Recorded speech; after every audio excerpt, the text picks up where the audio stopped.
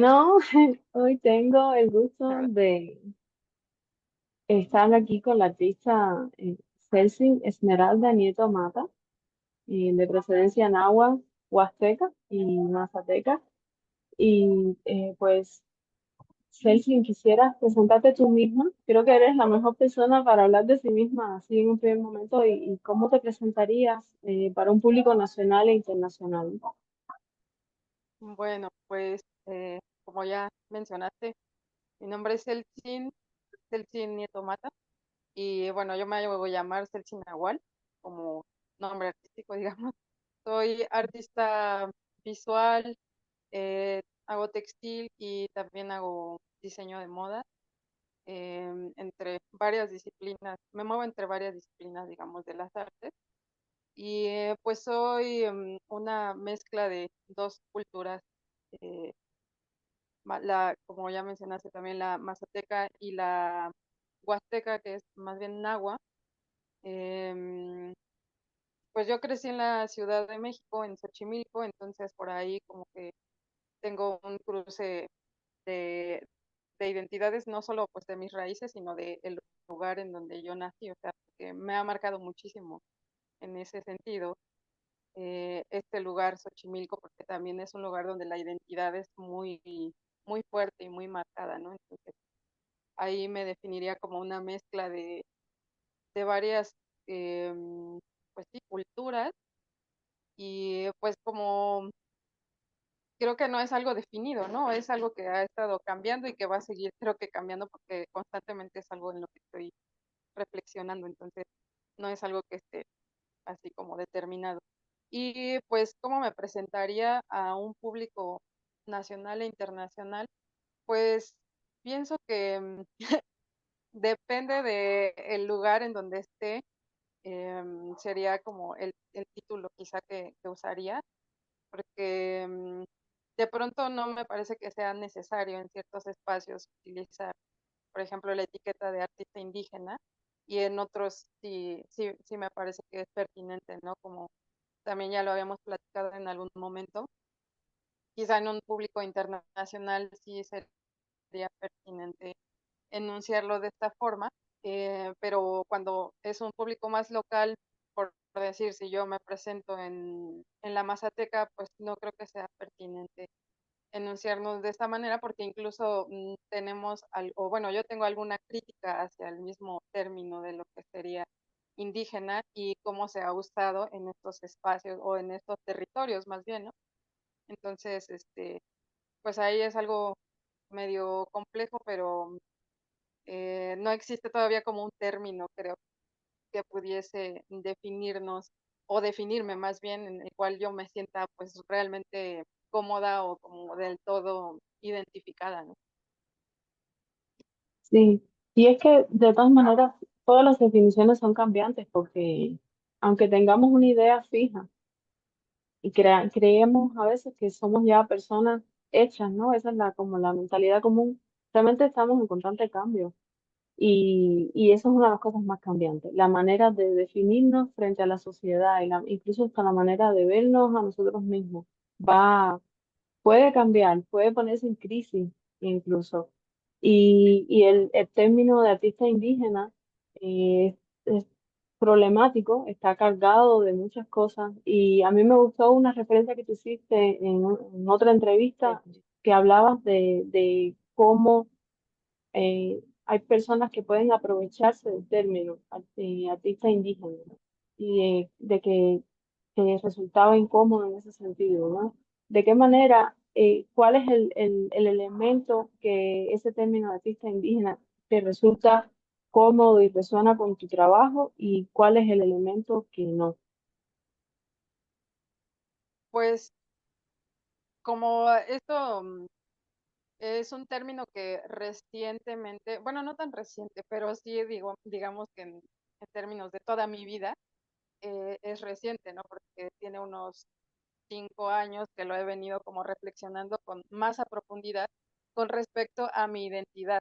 O sea, como me empiezo a enunciar quizá como indígena, en tanto yo me asumo como mazateca y como nahua, ¿no?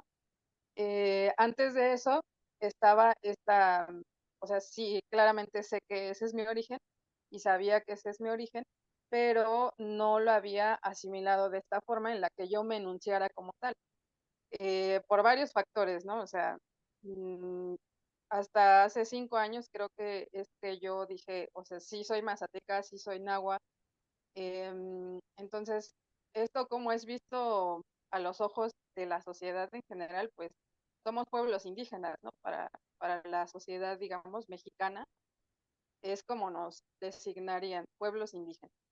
Entonces, en ese sentido, pues yo termino siendo artista indígena, ¿no?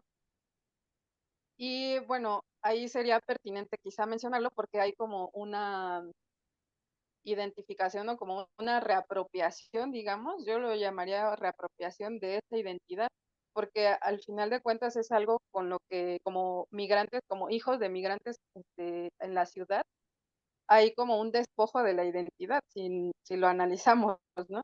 O sea, porque nuestros padres vinieron de sus pueblos de origen con, pues sí, con una cierta identidad. Y aquí en la ciudad, nosotros como sus hijos ya no tenemos esa identidad porque crecemos en un contexto totalmente distinto. Entonces, ahí hay como yo lo llamo como despojo de identidad de alguna manera. Y entonces el yo asumirme como artista indígena o como indígena, pues me hace pensar en esta reapropiación de la identidad, ¿no? Entonces sería pertinente en ese sentido sí llamarme artista indígena. Luego, con lo que no concuerdo es lo que mencionabas de este tipo de personas que actualmente se montan en esa etiqueta pues para tener ciertos beneficios, ¿no? Porque ahora está como muy en boga y pues sí, hasta de moda, es una tendencia a hablar de lo indígena, de lo etno, de lo multicultural, etcétera. Y más, pues yo siento que esto está muy, muy presente en México, como hasta a nivel, pues del Estado, ¿no? Cómo maneja estos términos, pues para generar ciertas políticas, cierta economía. Entonces es un término que está en todos lados ahora y creo que también como artistas, pues pocas veces creo que hemos tenido la oportunidad de estar como tan presentes, creo, en el mercado. Entonces, claro que es una oportunidad muy así como, sí, conveniente para insertarse en un mercado, ¿no? Entonces, muchas personas sí que lo usan así o para obtener beneficios, pues no sé, como todos estos apoyos gubernamentales o cierta presencia, ¿no? Hasta en la academia o en espacios en donde estas palabras tienen una resonancia. Entonces, pues ya digo, ahora sí me asumo como artista indígena o como poeta indígena, lo que sea que tenga que ser, que diga la etiqueta indígena, pues para aprovechar de todo eso, ¿no? Para hacerse hasta de un lugar, de un reconocimiento, ¿no? Porque es como un rasgo que te va a caracterizar, ¿no? Y que te va a hacer diferente de los demás. Entonces creo que eso es algo que no me gusta porque creo que deja de lado el compromiso que uno tendría o que pienso yo que deberíamos de tener como gente que pertenece a pueblos originarios. O sea, hay un compromiso pues histórico, o sea, en cuanto a la identidad, en cuanto a, pues esto, como, cultivar y abonar a nuestra cultura, ¿no? Y a la cultura en general. Pero como aquí entra como este asunto del rescatismo, yo le digo, ¿no? Como estas personas que se hacen, que se toman esta etiqueta y que se hacen pasar por las que están rescatando la cultura indígena y también eso como que me parece súper molesto porque no se trata de eso, ¿no? Se trata como de más bien ver lo que ya está ahí, o sea, no es como que nosotros vengamos a sacar algo que estaba enterrado, ¿no? O a descubrir un tesoro. Está ahí practicándose, pero cómo nosotros nos integramos a eso para que se siga abonando y siga creciendo, ¿no? Más bien, o sea, más que rescatar, más que salvar, ¿no? También esa es como otra parte que no me agrada tanto. Creo que eso sería como a grandes rasgos. Sí, sí, estás hablando de dos polos. un polo en el que se trata de entrar en una etiqueta o adjudicarse una etiqueta de indígena y luego de artista, como para muchas veces crear una imagen ficticia y o crear una especie de etiqueta comercial, ¿no? Algo que vende, algo que puede, que está de moda finalmente. De una parte tenemos ese fenómeno y del otro lado tenemos la posibilidad y la necesidad de una especie de manifestación, de aclaración, es como marcar una posición en la que dices indígena es otra cosa, es, es asumir una identidad de algo que está vivo y quizás se invisibiliza el elemento indígena aquí en la ciudad porque tiene que adaptarse a estas condiciones de ciudad que son dominadas por reglas del mundo blanco, por decirlo así, llamado los white people o llamado la gente blanca o finalmente la cultura occidental o el fenómeno del mestizo aquí en México que tiene otra complejidad y es decir, estamos de todas maneras viviendo paralelamente a estos fenómenos. Estamos aquí y es un rescate, no es un rescate, es algo que está vivo, que se va a poner, que está poniéndose al frente y que está reclamando una voz ahora mismo. Esto tiene que ver con, obviamente, con la identidad.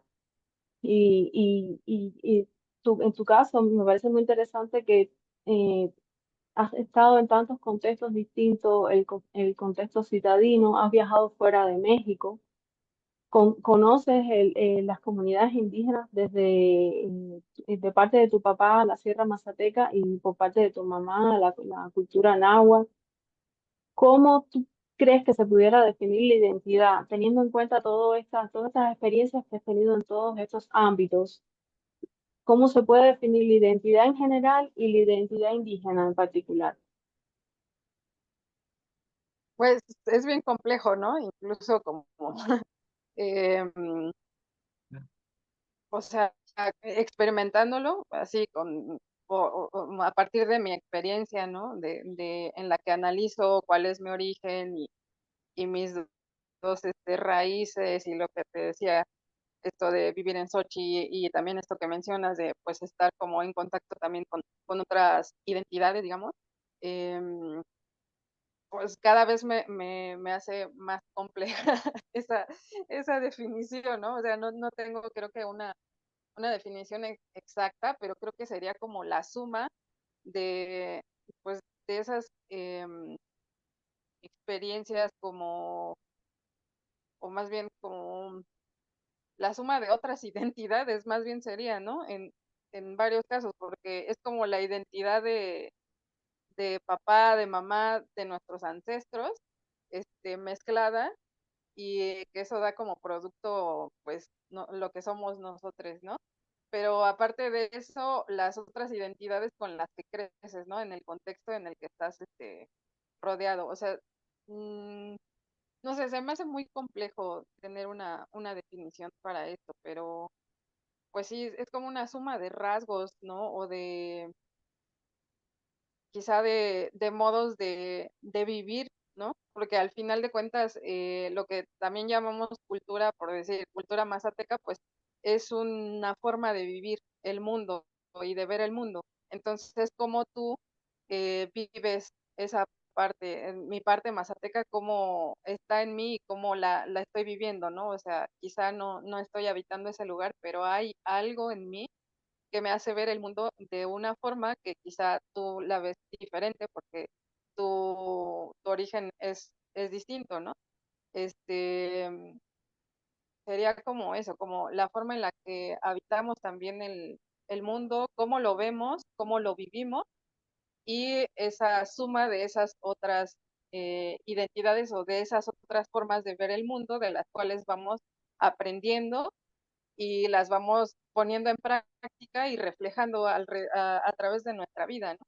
Eso sería, porque pues también es como estos conocimientos también heredados al final, ¿no? O sea, sin irnos a la idealización de los conocimientos ancestrales ni nada, pero pues no sé, ves a tu mamá hacer tal actividad y pues esa abrevas, la aprendes y la vas reflejando a través de tu vida, ¿no?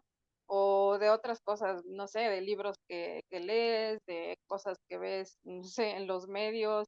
O sea, sí es una suma de un montón de elementos culturales, pero de que son también parte de otras identidades, ¿no? Entonces sería como eso, no sé, se me hace muy, muy complejo definirlo. Creo que hasta ahora no tengo una definición exacta. Sí, y por lo menos yo creo que habría que moverse de esta idea de que puede haber identidades puras. Ujú. Es, yo creo que eso nunca existió. Cuando incluso había un aislamiento continental dentro de los continentes, las regiones estaban en constante intercambio y la gente se emparentaba de distintas culturas con naturalidad. Y hoy en día, después de tantos procesos de conquista, de desplazamiento de poblaciones, de que trajeron las poblaciones africanas aquí a América, la presencia europea mezclada con la presencia indígena, y luego de que estamos en un mundo global donde el movimiento es como algo más, aún más fácil de producirse, es difícil, estamos mezclándonos todo el tiempo. Es difícil decir, soy solamente navajo, soy solamente nahua, soy solamente mazateco.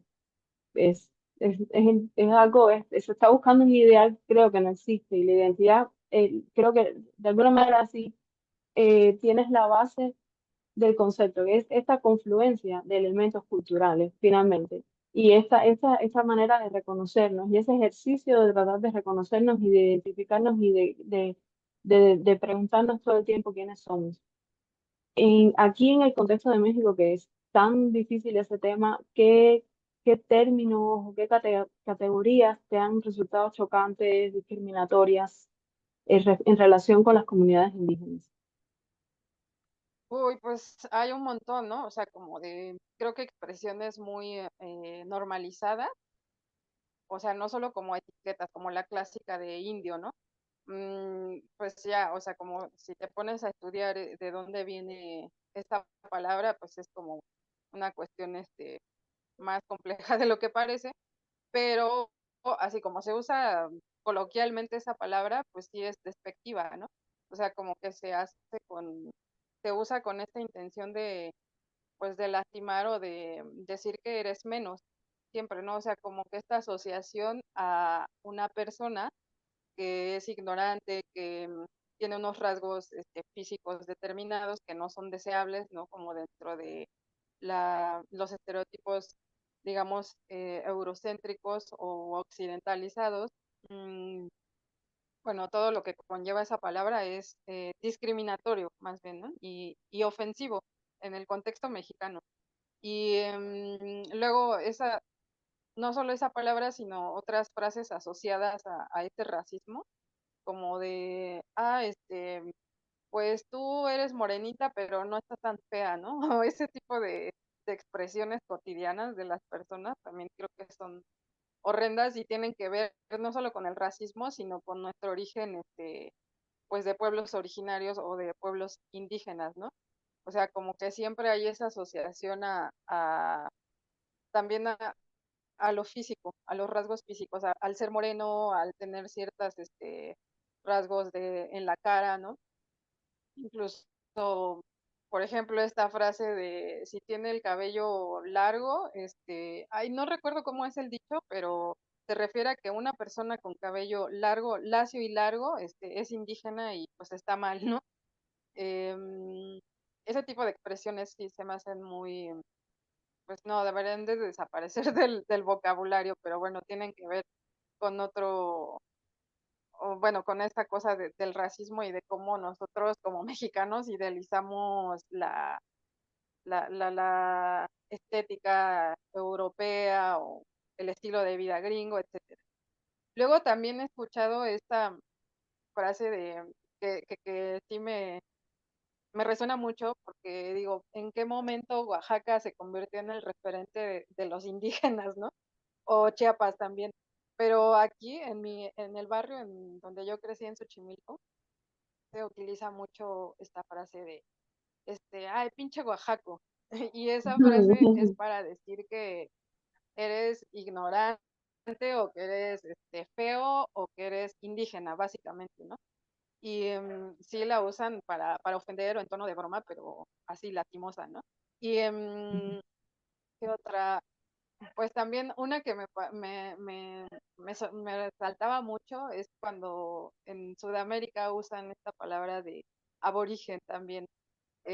Aquí no es, o sea, pues la usan para al mismo nivel que indígena, pero aborigen a mí me parecía como, no sé, como más despectivo, pero aquí no se usa de esa manera, ¿no? Esa palabra, entonces como que me resonaba mucho, no sé, así como más, como si fueras un primitivo, o no sé, no sé Alguien cuál sería atrasado. exactamente el significado, pero siento que, ajá, sí, algo así. Esas son como las palabras que a mí me resonan un montón. Y con respecto a esta que te decía de Oaxaca, en la universidad, pues yo estudié en Morelia, entonces allá mucha gente es como más blanca también y su contexto creo que era mucho más privilegiado. Entonces, recuerdo que alguna vez tuve una discusión con un compañero con respecto a eso, porque yo le decía que eso era discriminativo y que las personas lo usaban así. Y él decía, pues yo creo que eso ya no existe, o sea, ya nadie puede usar esa palabra porque pues eso es discriminar y creo que, o sea, ¿en qué mundo vives? Y yo, no, más bien tú en qué mundo vives, o sea, porque en mi mundo, o en mi barrio, por lo menos en Xochimilco, que así como muchos barrios en México que son de cierto nivel socioeconómico, la verdad, al que no perteneces tú, pues sí se usan esas palabras porque hay discriminación y está muy marcado porque hay un clasismo y todas las personas quieren pertenecer a otro estatus económico y esto de el color sí es una marca de estatus, ¿no? Entonces ese tipo de palabras y ese tipo de expresiones se siguen usando en el cotidiano, ¿no? Que en la universidad no se usen no quiere decir que no existan. Y pues eso, o sea, siguen estando presentes, ¿no? Sí, y ese es otro mecanismo extraño que se da mucho en estos tiempos de la negación. Cuando la gente niega, utiliza términos despectivos y niega el fenómeno. Dice, no, no es despectivo, es Ajá. solo una manera más de llamarle a esa persona. Y no querer asumir eso, no querer reconocer eso, es otra forma de racismo finalmente. Ujú, Racismo sí. inconsciente, pero finalmente racismo.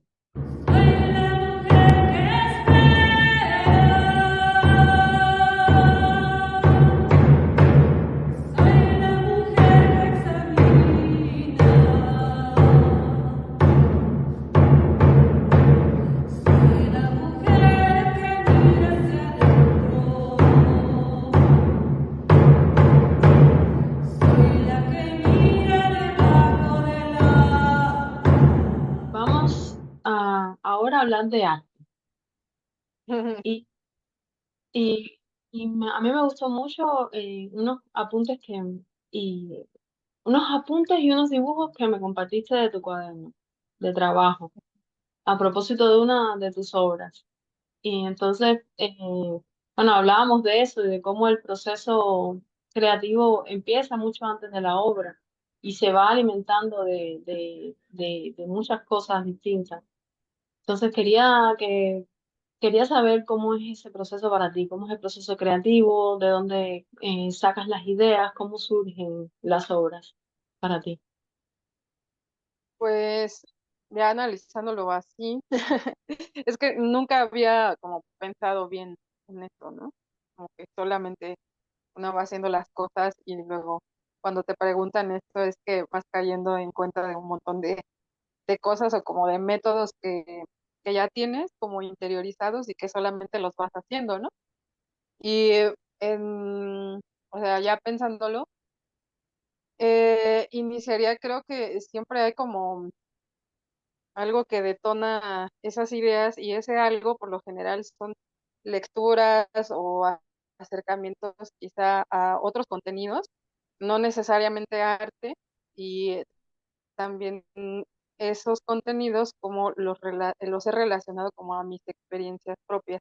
Y a partir de eso ya empiezan como las reflexiones que van hacia afuera, ¿no? En este caso, pues a mí me interesa sí hablar de mí, pero a partir de eso, como reflejar otros casos que sean quizás similares o en los que tengamos, pues sí, como que otras personas tengan esa, ¿cómo se dice? Como que sí, que se reflejen en lo que yo estoy diciendo, ¿no? Que tengan historias similares. Entonces, eh, por lo general creo que son como las lecturas que me han impactado como mucho, las que me han hecho como pensar y reflexionar más allá de mí, y ese pensamiento es el que luego me hace como conectar para decir, ah, bueno, esto lo podría llevar a este medio, ¿no? A dibujo, a pintura, o así, o sea, como que me surgen a partir de ese acercamiento con otros medios más.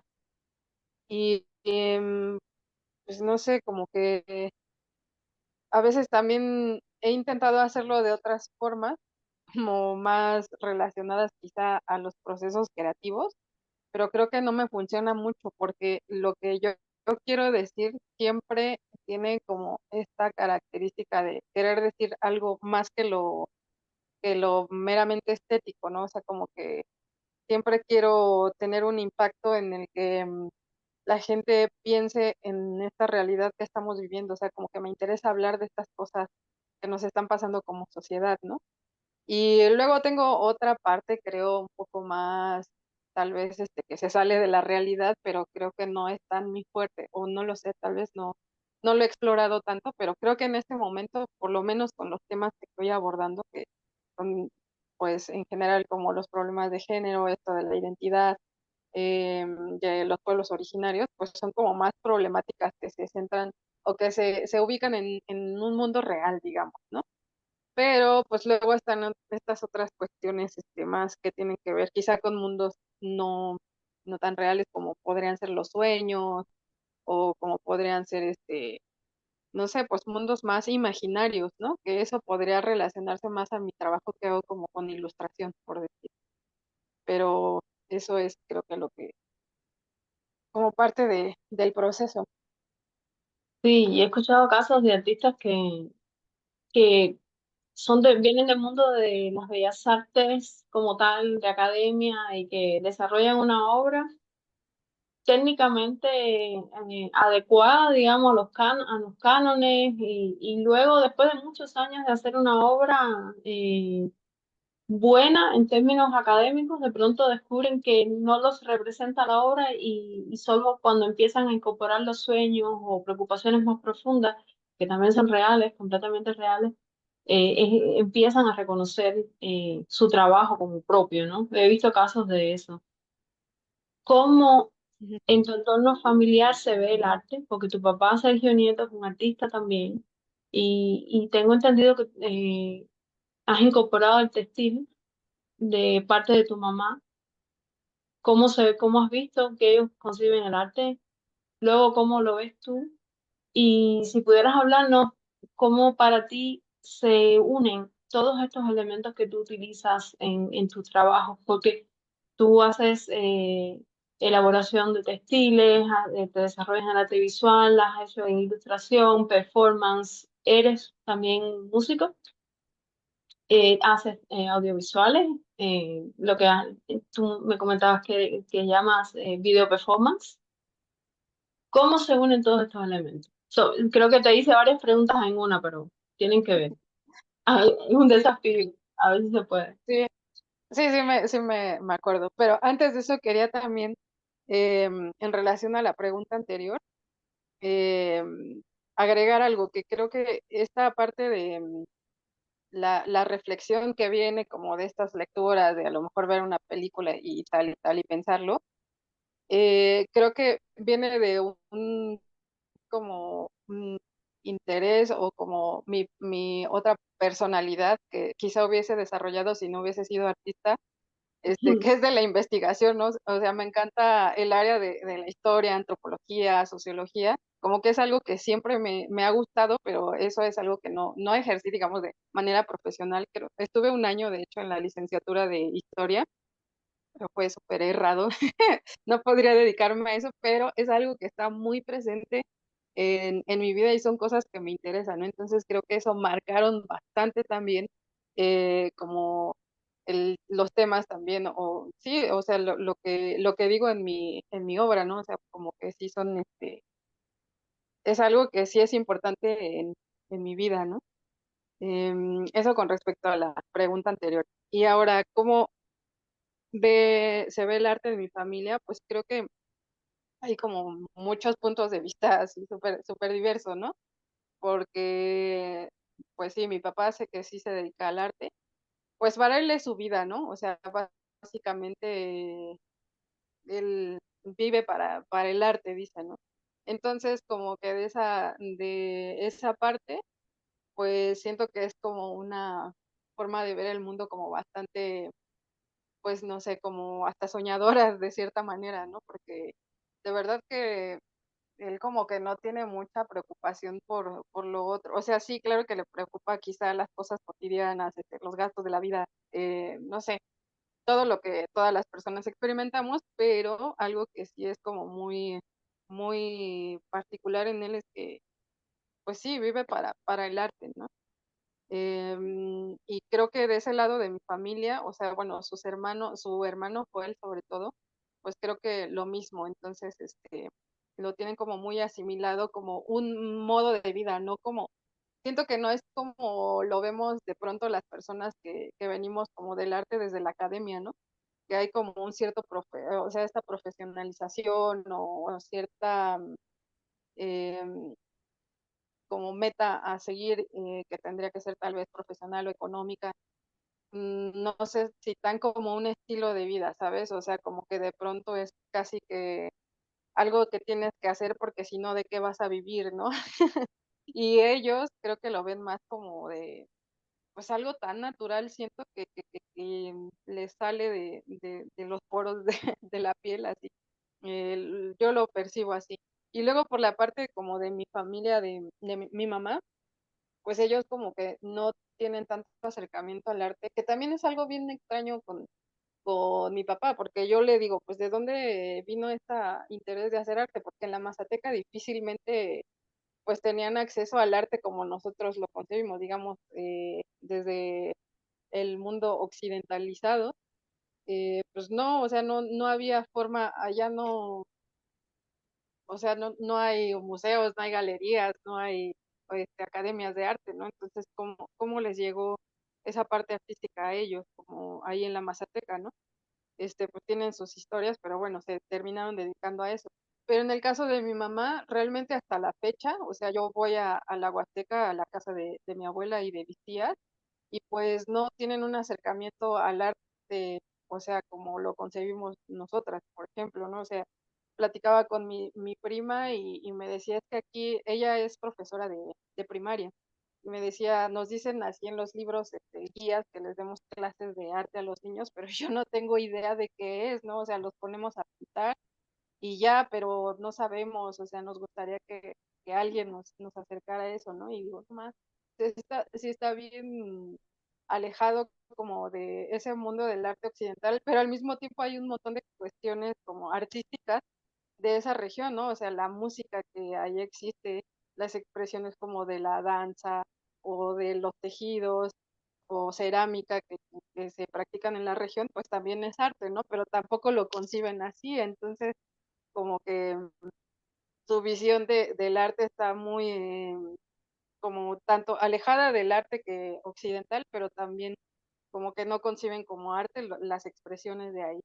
Este, y sí es algo bien complejo, ¿no? Que además, bueno, ya que yo les digo a qué me dedico, pues como que no les cabe muy bien en la cabeza qué, pero siempre me dicen que está bien chido lo que hago, ¿no? O sea, como que ven los dibujos y como que se impactan así de, órale, qué chido, o sea, cómo lograste hacer eso y tal y tal. Y les comparto cosas, ¿no? Pero sí es una visión totalmente diferente.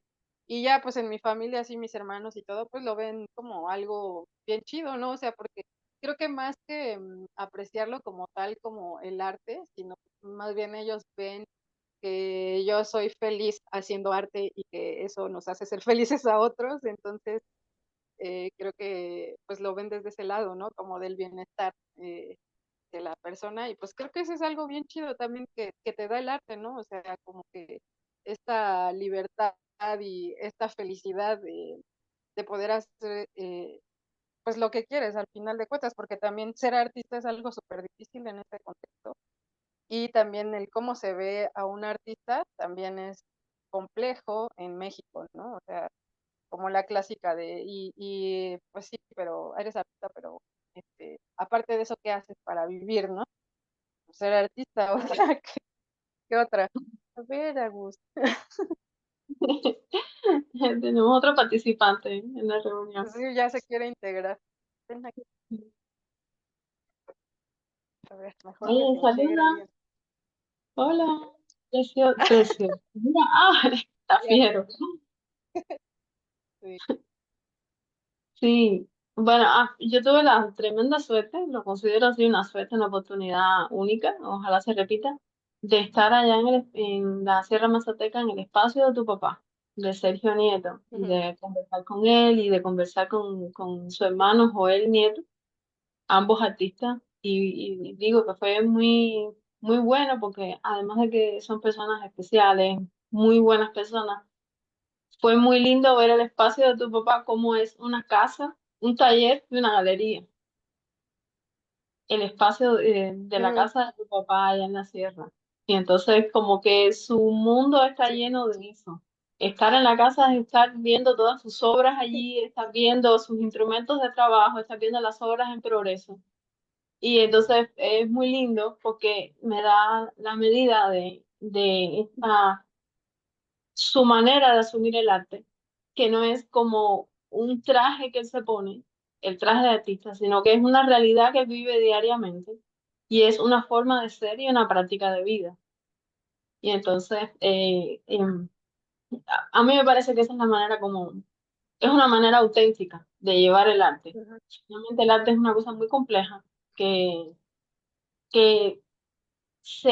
se arma de muchos pedazos, pero él nos necesita a nosotros, necesita a la persona en el centro y en una búsqueda constante y una búsqueda en la que uno quizás empieza como a sacrificar cosas en pos de traer ese arte que hace falta en estos tiempos y que es tan difícil por la comercialización que hay, por estas categorías de que hay ujú, unas bellas artes que están por encima de, por ejemplo, la ilustración, y luego la ilustración y las bellas artes pueden verse por encima de las artesanías, cuando realmente todas claro, son formas de creación.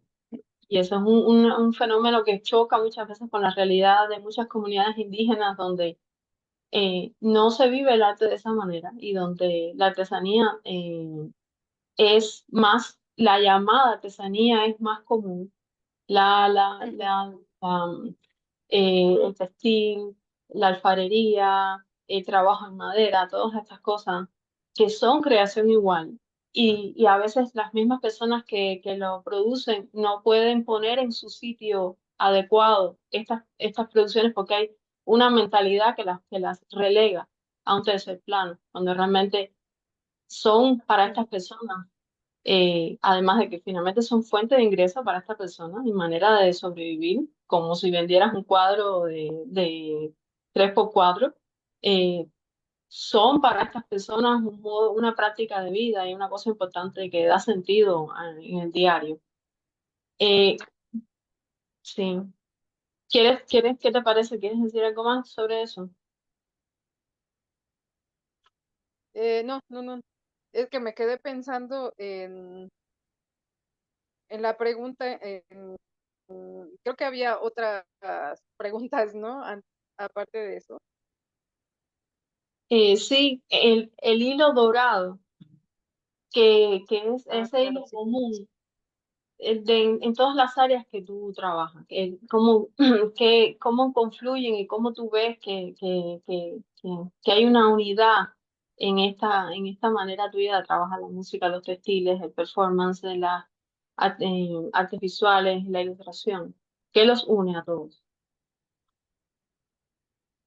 Pues yo creo que en primer lugar, pues esta pasión de la que hablábamos ahorita, ¿no? O sea, como lo que dices, como el arte es algo que se vive y que tiene que ser genuino, creo, ¿no? Em, y creo que eso es algo que sí creo que está presente en lo que hago, eh, porque de verdad que es algo que siento que me sale de lo más profundo, ¿no? O sea, cuando hago algo, siempre busco lo que te decía, como que trascienda un poco más a mi ser y que pueda decirle cosas a las personas, pero aparte de eso, creo que lo hago desde la profundidad de lo que yo siento, ¿no? O sea, cuando hablo, por ejemplo, de los casos de feminicidios, es algo que realmente me atraviesa y que, o sea, me mueve muchísimas cosas, ¿no? Son temas que sí me mueven, o este tema de la identidad, pues más allá de teorizarlo, o sea, como en mi vivencia, como resultado de esta mezcla de identidades y de las historias que han vivido pues mis ancestros, mi papá, mi mamá y mi familia en general, como sí son cosas que me llegan bien profundo, ¿no? Y que me mueven sentimientos muy profundos. Entonces creo que eso sería algo que uniría todas estas prácticas para empezar, porque además como que sí creo que el arte o un artista que hace las cosas desde ese sentir, siempre va a poder decir algo a los demás, ¿no? O sea, no importa que el tema que él quiera expresar ahí, por muy personal que sea, siempre va a mover algo a las demás personas cuando vean su obra. Entonces, sí siento que eso está uniendo o está presente en todas mis obras. Lo quiero pensar, ¿no? No sé si los demás lo ven así, pero bueno, eso es lo que yo siento al momento de hacerlas.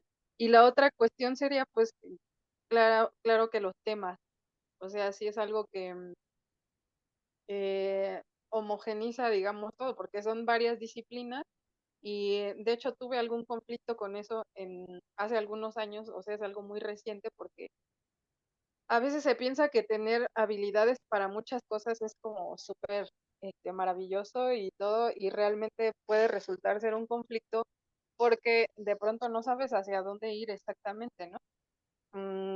O a qué te vas a centrar. Y yo veo como a compañeros, así a colegas que están súper así como metidos, por ejemplo, en cerámica, ¿no? Y hacen pura cerámica o pura gráfica y tienen un chingo de producción y hacen cosas bien fregonas, ¿no?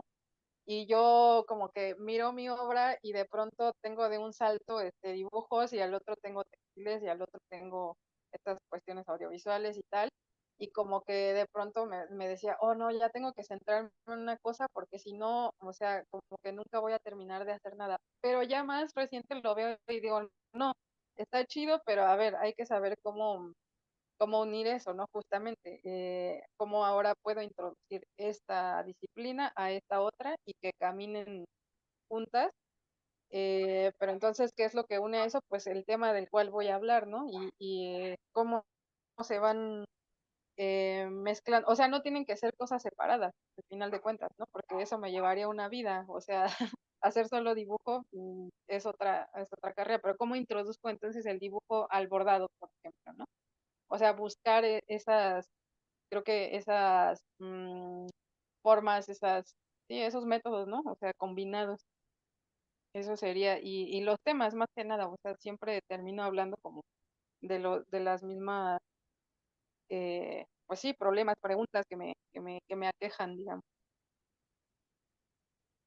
Sí, sí, sí. Y es que también está esa idea del arte como contemplación, el arte por el arte. Y el arte puede ser tantas cosas, puede ser terapia para ciertas personas. En tu caso es un arma, una herramienta de lucha y de búsqueda constante. Y a mí se me hace que de afirmación identitaria, que quizás eso, yo creo que se verá en unos años. Mientras sigas trabajando, eso se va a ir reforzando. Y también es lo que tus creaciones tienen que ver también siempre con mover los límites, mover ciertos conceptos. Por eso a mí me sorprendió y me gustó mucho descubrir que tenías esta serie que se llama Apariciones, que es otro tema, implica a las mujeres. Tienes estos como dos grandes temas, el tema del feminicidio, este lado terrible que le toca a las mujeres en México, y el lado de la mujer en sí misma como un poder, y como una pregunta sobre su imagen, ¿no? En esta serie de apariciones, por ejemplo, estás mezclando figuras de mujeres con elementos que son de la Virgen de Guadalupe. Y entonces yo me estaba preguntando, cómo es tu idea? ¿Cuál fue tu idea que dio pie a esta serie de apariciones? ¿Cómo, también cómo incorporaste la figura de la mujer y por qué te interesa el tema femenino? De alguna manera ya lo sé, pero quisiera que hablaras un poco de eso. Bueno, creo que voy a empezar por ahí justamente. O sea, esto de hablar de las mujeres, pues ahora digo que es porque yo siendo mujer artista, pues cómo no voy a hablar de, de los problemas de las mujeres. Ujú, Eh, Porque pues es algo que me atraviesa directamente, ¿no? Que lo vivo como todos los días y que veo que mujeres que están a mi alrededor viven problemas por ser mujeres, ¿no? Entonces, creo que eso es algo que me movió principalmente para empezar a hablar de eso, pero también como lo que mencionaba anteriormente de estas lecturas que me abrieron los ojos en algún momento, que fueron como puntos de quiebre y experiencias, ¿no? Em, Ahí como estaba pensando en qué momento empecé como a hablar de estos temas y fue, no sé, como por el quizá 2010, por ahí que me empecé a acercar a las lecturas de esta mujer anarquista Emma Goldman, este, que hablaban como de cuestiones súper actuales, ¿no? O sea, ella creo que sus textos son como de 1910, por ahí, del siglo pasado, y hablaba de cosas que yo decía, órale, es que esto pues sigue aplicando para 100 años después, ¿no? De lo que ella escribió, como de esta libertad de las mujeres, etcétera. Y ahí fue que me empecé a meter como más y más y más en ese tema, sin decir como que fui, fui o soy feminista, ¿no? Como ahora está demasiado toqueteado ya este término, o sea, como que no me gusta mucho asumirme o decir que soy feminista, pero pues claramente que ese tipo de lecturas sí tienen un origen, pues sí, feminista, ¿no? En el caso de Emma Goldman, sobre todo, pues el anarquismo también es algo que a mí me marcó muchísimo. Entonces, a partir de eso y de experiencias propias que tuve, ya fue como de que, no, ahora tengo que hablar de eso, ¿no? En mi caso fue el haber pasado por un aborto. Entonces, el sistema de salud en México con relación al tema del aborto es algo súper complejo, súper, o sea, mal gestionado, todo está mal, ¿no? Todo estaba mal, aparte en esa época, ¿no? Esto fue en el 2012. Entonces, ya, o sea, como vivir en carne propia este tipo de atropellos, digamos, del Estado con relación a nuestra condición como mujeres y a nuestras decisiones, sí me marcó muchísimo, o sea, fue como un evento en mi vida que dije, no, o sea, yo tengo que hablar de eso sí o sí. ¿Cómo lo voy a hablar? Porque además, o sea, emocionalmente es algo que va más allá de ti. Y ya cuando lo asimilé después de eso, o sea, como después de lo emocional, como pensar en que había otras mujeres atravesando por eso y que todo esto está justamente pues determinado por el sistema patriarcal, etcétera, pues ya como que me explotó la cabeza muy cabrón, ¿no? Y ya fue de ahí que dije, no, ya aquí tengo que hablar de esto, pues desde lo que yo hago, porque no hay de otra, ¿no? O sea, no me voy a convertir quizá en activista de, no sé, pro aborto o activista de feminista, no sé, pero sí desde el arte se puede hacer algo, ¿no? Y creo que sí ha sido algo muy satisfactorio también porque veo que a las mujeres que están a mi alrededor, que han visto mi arte, pues sí les mueve cosas, ¿no? Y se identifican y pues les gusta lo que estoy diciendo con mi arte y les gusta mi arte, ¿no? Entonces, pues creo que eso ha sido algo muy, muy, pero muy y como importante, muy que me marcó. Y pues ya empecé a pensar en estos temas de la mujer, o sea, como desde mi contexto, ¿no? Porque también esa es la otra, o sea, como a propósito de los feminismos, como que siempre hay esta lucha de quién dice qué, y quién lucha por quién, ¿no? O quién está hablando, pues a nombre de quiénes, ¿no? Entonces yo pensaba como, pues yo, o sea, desde mi posición como mujer de cierto contexto social y cultural, ¿cómo voy a hablar o de quiénes voy a hablar, ¿no? Pues sí, voy a hablar de mí, pero si quiero hablar de otras personas o de otras experiencias, pues de qué experiencias voy a hablar. Entonces fue que empecé a, justo a reflexionar como de estas mujeres que podrían ser como mis, o sea, como mis iguales, ¿no? Y luego pensé que, o sea, desde el contexto académico, pues yo me movía en un ámbito en donde la gente pues tiene cierto nivel socioeconómico que es muy alejado, digamos, de mi nivel de origen. Aquí en Sochi, por ejemplo, que son barrios, pues son barrios eh, pobres, ¿no? Eh, no de periferias como tal, pero pues que sí, no tienen nada que ver de verdad con las personas con las que yo me relacionaba en Morelia, ¿no? Que sí son como, pues de familias más acomodadas, pues hasta cierto punto familias blancas, ¿no? Entonces yo pensé, pues tengo que hablar de mujeres que son como de mi contexto, o sea, yo por qué hablaría de otras experiencias si tengo que, o sea, hablar de donde yo estoy parada también, ¿no? Como ser consciente de eso. Y pues ya, empecé también a hablar de otras historias y ahí es donde surge también esta serie de apariciones, ¿no? Como de que estas mujeres que son como muy de mi entorno, o sea, como que no están representadas, ¿sabes?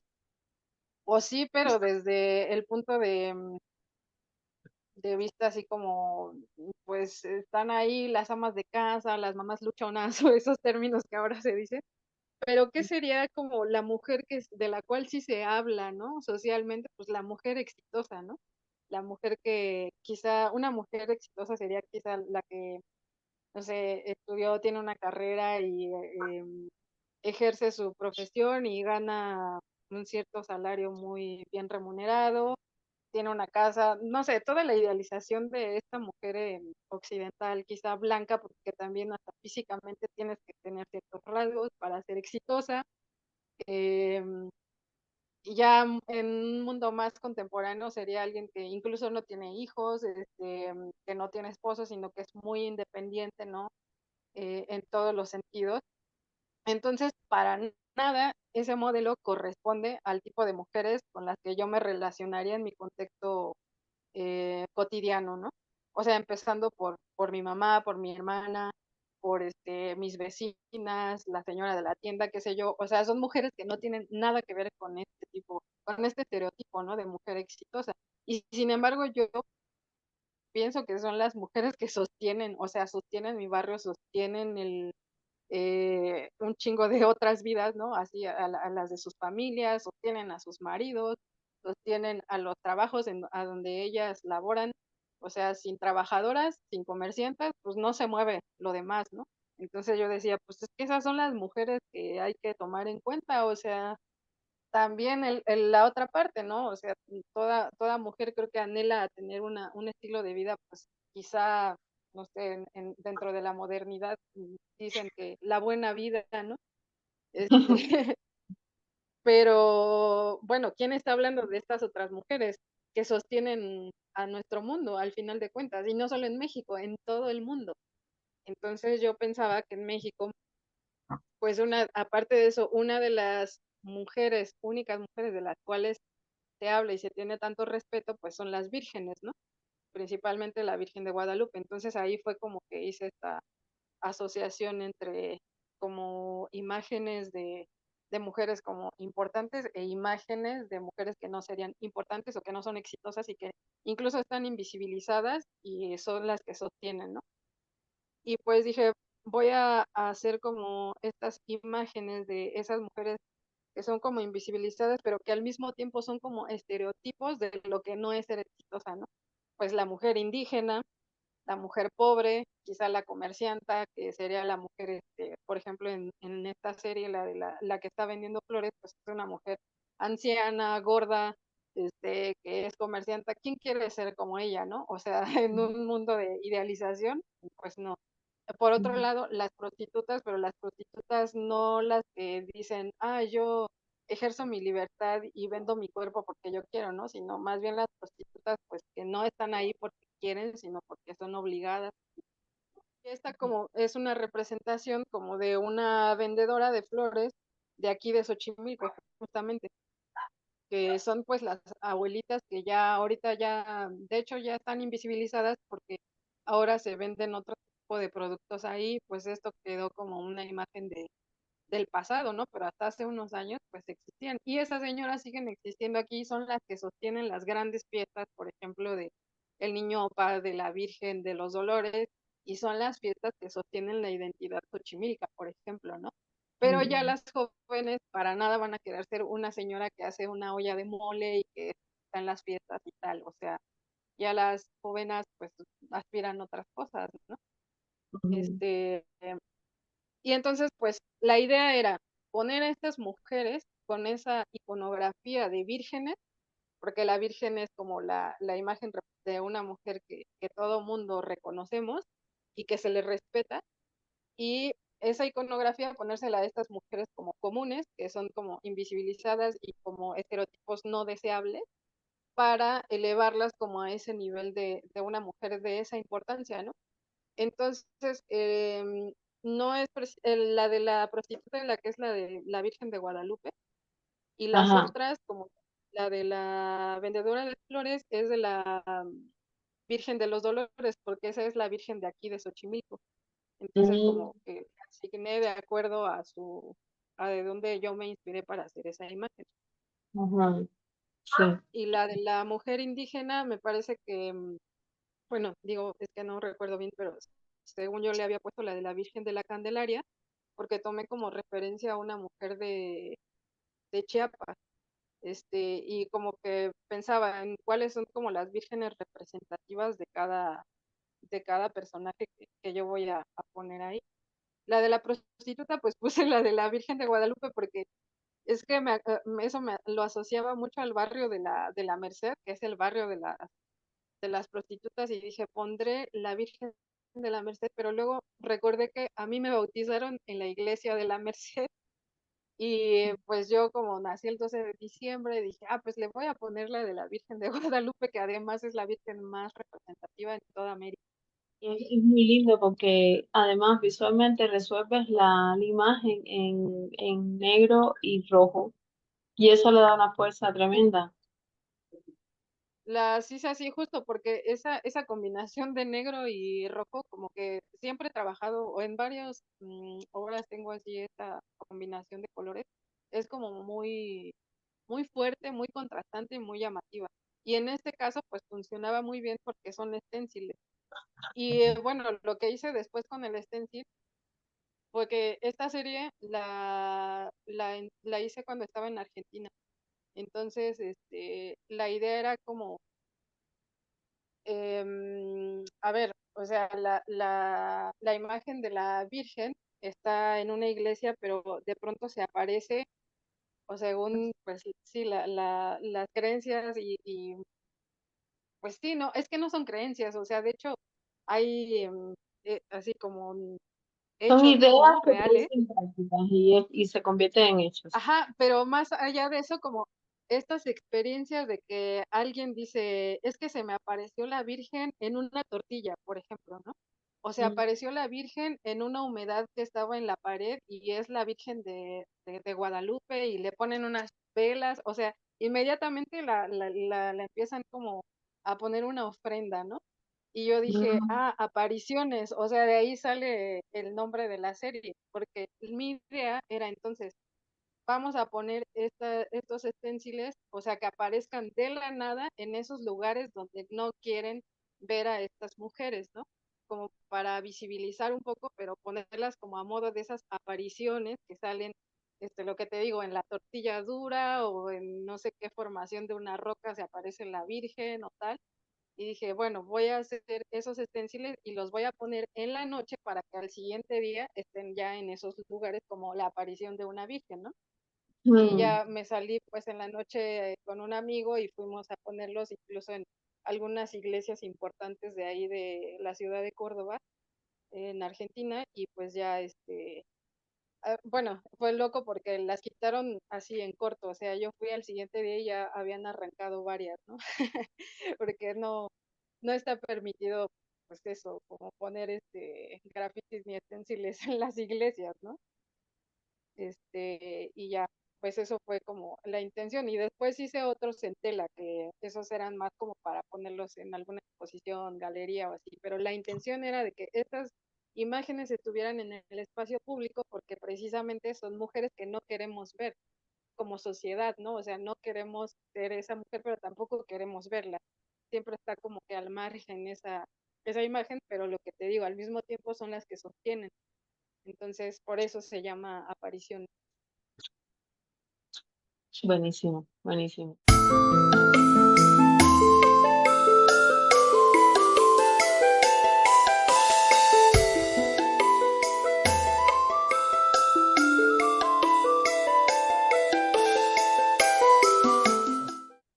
Esto que me has contado ahora me recordó a Silvia Rivera Cusicanqui y esta manera que ella tiene de ver el mundo actual, contemporáneo, cuando ella habla de este concepto del mundo al revés.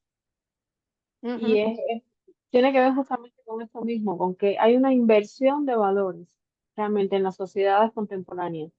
Y entonces, justo las personas que mantienen la sociedad funcionando en toda su complejidad desde su base, las personas que cultivan el campo, las mujeres que hacen las tortillas, la gente que cocina, los trabajadores de los servicios en general. Eh, le- o sea, esa gente mantiene la sobrevivencia, mantiene la vida. Sin embargo,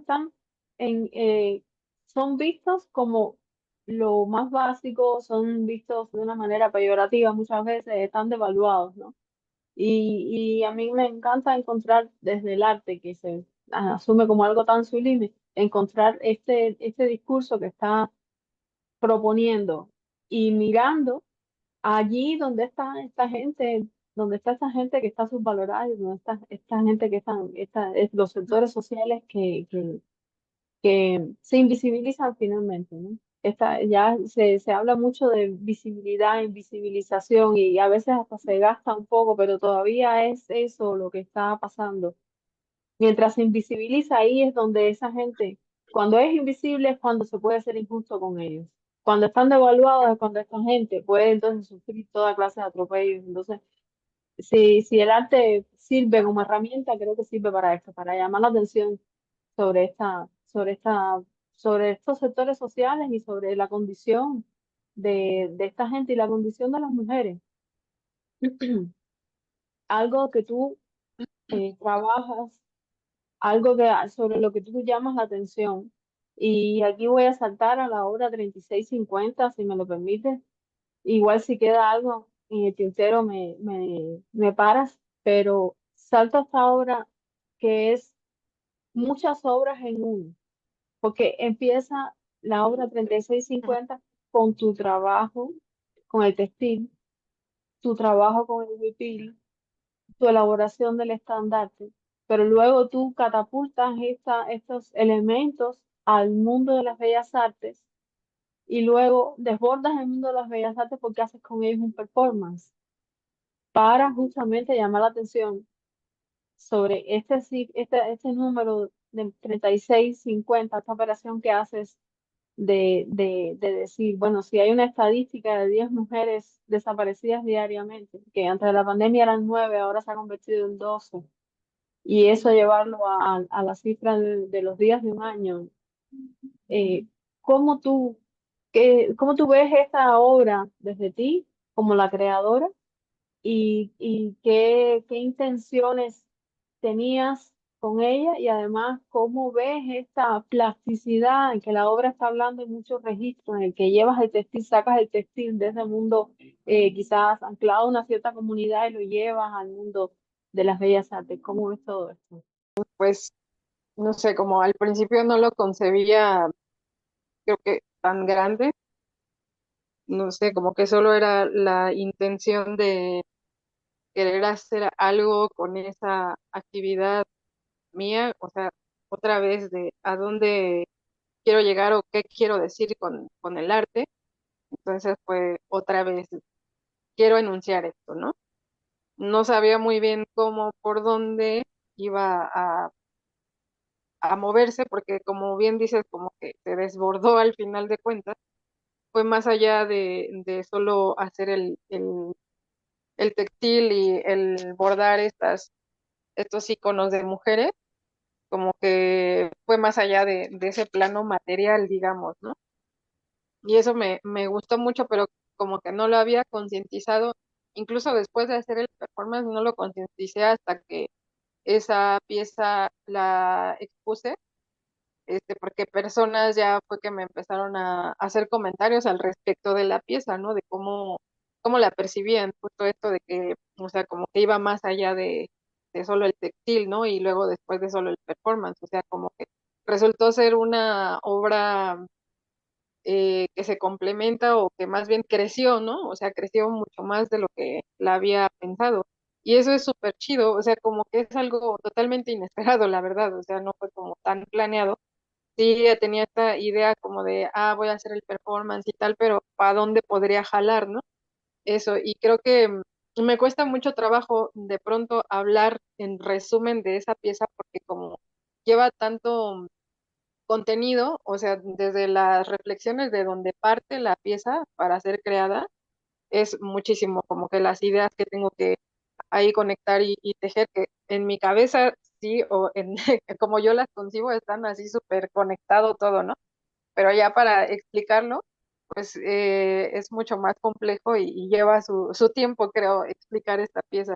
Y aparte de eso, pues también el explicar de por qué tuvo que ser así, ¿no? O sea, como eh, bordar estos 10 iconos de mujeres durante un año y luego por qué hice el performance y por qué el huipil y por qué la imagen de la Virgen y por qué hacer el performance a manera de peregrinación. O sea, como que todo tiene una razón de ser y además de eso, pues como todo está conectado, o sea, no son cosas, esta obra no tiene nada que no esté en su lugar, digamos, al final, cuando ya la pienso, o sea, todo tiene que ver, todo está ahí por alguna razón, ¿no? No es gratuito, pues, y eso me gusta un montón, porque te digo, no es algo que yo haya pensado tal cual, así como que escrito y va a suceder así y así. Sí había como una estructura general, pero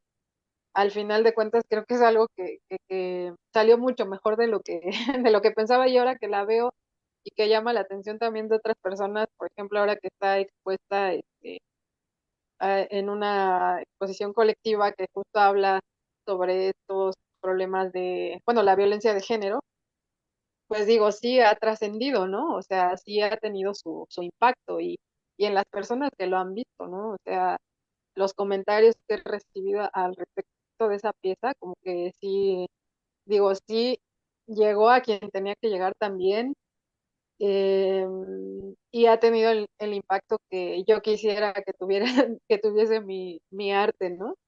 Es Ujú, una pieza muy, pues sí, con la cual me siento muy contenta, la verdad. ujú. Está ahora mismo en el Museo de la Memoria y Tolerancia, ¿no? Ujú, Aquí en el y ahí centro está, histórico. Sí. Y, sí. y a mí se me hace como tristemente linda. Triste porque toca una realidad triste. Linda porque sí, o sea, una realidad terrible y dolorosa que creo que marca a México y creo que, en mi opinión, México daría un salto de orden y daría un paso adelante solo cuando haya una solución para los feminicidios y para las desapariciones de gente. Es un trabajo muy cuidado porque haces todo el bordado del frente, los iconos de las mujeres. Son estas cosas rojas que se ven al frente. También hiciste un cubreboca, también con los iconos de pequeñas mujeres. La Virgen está llorando, sangre, y lo resuelves con estos estambres que salen de los ojos. Eh, ¿Cómo surge esa idea de combinar el huipil como vestido tradicional con un estandarte? Ambas cosas, ¿cómo se combinan? Bueno, pues creo que fue ahí esto, lo procesual de esta pieza, ¿no? Eh, Porque sí había pensado en hacer este vestido pues, como a manera de huipil con los iconos, ¿no? Pero pues después de esto tenía como, me faltaba abordar más, o sea, en la pieza que está enfrente no tiene las, el número de los iconos de las mujeres, ¿no? O sea, como que me faltaba abordar más, porque ya había como llegado a un límite de ese lienzo, entonces, ¿en dónde iba a poner más? Y pues surge esta idea de llevarlo como estandarte, porque lo iba a hacer en esta fecha que es el 12 de diciembre, como peregrinación. Entonces, ¿qué más pertinente que hacer pues la imagen de la Virgen, ¿no? Y porque si era un performance en el que voy a ir peregrinando y los peregrinos llevan estas imágenes de la Virgen o llevan a la Virgen misma como en las espaldas o tal, o sea, cualquier representación de la Virgen la llevan. Entonces, pues eso, hacerla en un estandarte para que sea visible además, y además de que es la representación como para mí más que de la Virgen, pues de las mamás que lloran por sus hijas desaparecidas, ¿no? O sea, sería sí, la representación de cualquier madre que esté pasando por este proceso de pérdida, ¿no? Entonces, no es que haya una relación directa entre, como decir, pues si es un huipil tiene que llevar un estandarte, sino más bien en el modo en el que se iba a presentar, que era el performance que hace alusión a una peregrinación religiosa, ¿no? Y pues en esas peregrinaciones sí que se usan esos elementos del estándar, por eso Sí, que fue de esa manera. Y bueno, la representación de la Virgen, que además es una imagen que para mí ya está como súper, no solo presente en mi obra, porque ves que tengo esta otra, la de apariciones que ya hablamos, que también son vírgenes, pero como personalmente ya está muy presente para mí la imagen específicamente de la Virgen de Guadalupe, porque me significa mucho más cosas, y sí es una imagen a la cual yo le he tomado como también una resignificación y creo que también tiene que ver mucho con el tema de la identidad, ¿no? Que para mí, o sea, más allá del catolicismo y esto, porque no me considero que sea católica, pero sí que creo en la Virgen de Guadalupe. Quizá no como se concibe dentro del mundo católico, pero sí como una imagen de poder, ¿sabes? O sea, como una imagen a la cual me puedo referir cuando quiero, no sé, como eso, encomendarte a algo o sentir que te agarras de algo para hablar, ¿no? Para pedir, etcétera. Eso. sí, sí, que es como un mecanismo básico, diría, o un mecanismo como propio de la religiosidad. Cuando tú estás en una situación difícil, ya de pronto no hay solución, no ves un horizonte de posibilidad, tú dices, bueno, ¿a quién le pido, no? Tengo hay que recurrir a una fuerza superior, a un poder que vaya más allá de lo humano y que intervenga, porque es que la situación no se ve como que tenga otra salida. Y también me parece como entre las muchas capas que tiene de sentido esta obra, es un contraste porque a mí me hace pensar, la Virgen de la Guadalupe es tan importante en México. Finalmente es una mujer, la Virgen es femenina y Ujú. sin embargo en México, cuando te pones a reflexionar la mujer, el papel que tiene, la fragilidad, el peligro constante que vive, la vulnerabilidad de la mujer en México, es como chocante en relación con la figura idealizada, femenina. casi arquetípica de la mujer. Entonces, pues, no corresponde. Culturalmente hay una disonancia, hay una contradicción ahí muy fuerte entre ese ideal de potencia femenina y la realidad que se vive en este lugar.